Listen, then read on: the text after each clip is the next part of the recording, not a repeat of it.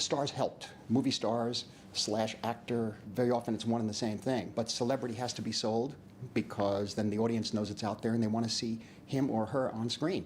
So if you could find a filmmaker who could combine interests and passions with one or two actors that the audience likes to see, then you can get financing for the picture. Robert De Niro, and Dustin Hoffman, Al Pacino, Robert Redford, Barbra Streisand. These are people, once they sign on to make a picture, the picture's pretty much getting made. And so you could probably get a lot of questionable material, let's say commercially questionable material, made with the power of the film star, actor.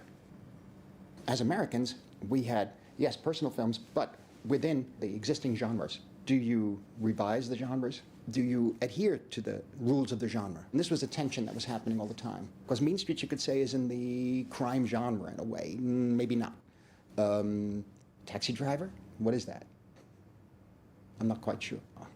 The boxing genre was always associated with the underworld genre or the gangster genre because of the corruption in the fight game.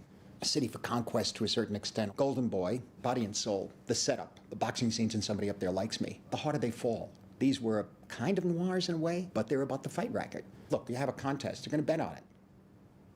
It's very simple. We lived in a hallway, basically.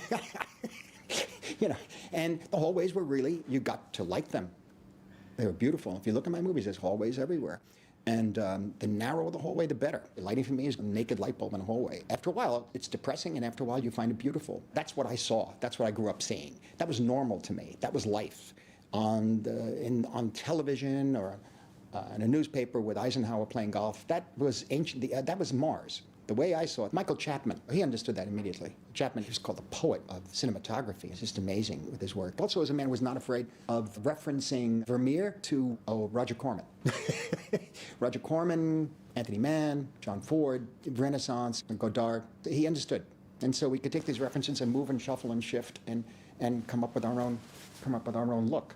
And that's Taxi Driver and to a certain extent Last Waltz, because he was the main cinematographer there. And of course on Raging Bull, which was the first time he shot black and white. I would have hoped to continue making pictures for this amount of time, but there were several periods after the making of Raging Bull where I decided that pretty much I don't really want to make features anymore, and to explore documentaries, explore longer forms in television, elements of religious subject matter or spiritual subject matter. There were times I wondered how much more I could really do, or what I'd be interested in doing. A lot of it, particularly in the documentaries I'm making, are exploring those other areas, because the documentary is free form.